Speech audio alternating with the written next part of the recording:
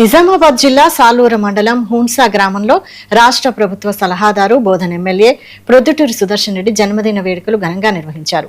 కాంగ్రెస్ నాయకుల ఆధ్వర్యంలో సోమేశ్వర ఆలయంలో ప్రత్యేక పూజలు చేసి కేక్ కట్ చేశారు. అనంతరం ఏఎంసీ చైర్మన్ చీలా శంకర్ తన సొంత ఖర్చులతో ప్రభుత్వ పాఠశాల విద్యార్థులకు నోట్బుక్స్ పంపిణీ చేశారు.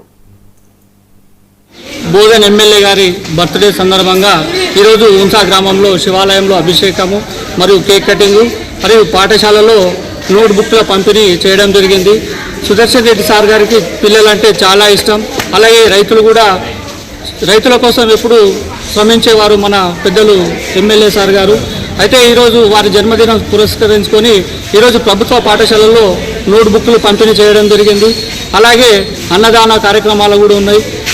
ఎప్పుడు మన సుదర్శన్ రెడ్డి గారు రైతులు మరియు రైతుల కోసం ఆహర్నిశలు పడుతుంటారు. కాబట్టి వారికి మరొకసారి జన్మదిన శుభాకాంక్షలు తెలుపుకుంటూ మాజీ మంత్రివర్యులు రైతు బాంధవులు పెద్దలు సుదర్శన్ రెడ్డి గారి జన్మదినం సందర్భంగా ఈరోజు వారి పేరిట శివాలయంలో అభిషేకం చేయడం జరిగింది. అనంతరం మా ప్రభుత్వ ఉన్నత పాఠశాలలో మరి విద్యార్థులకు పాఠ్యపుస్తకాలను పంపించేయడం జరిగింది.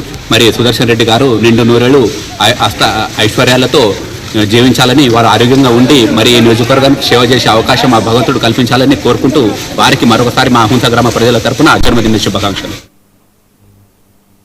గుంటూరులోని రెవెన్యూ భవన్లో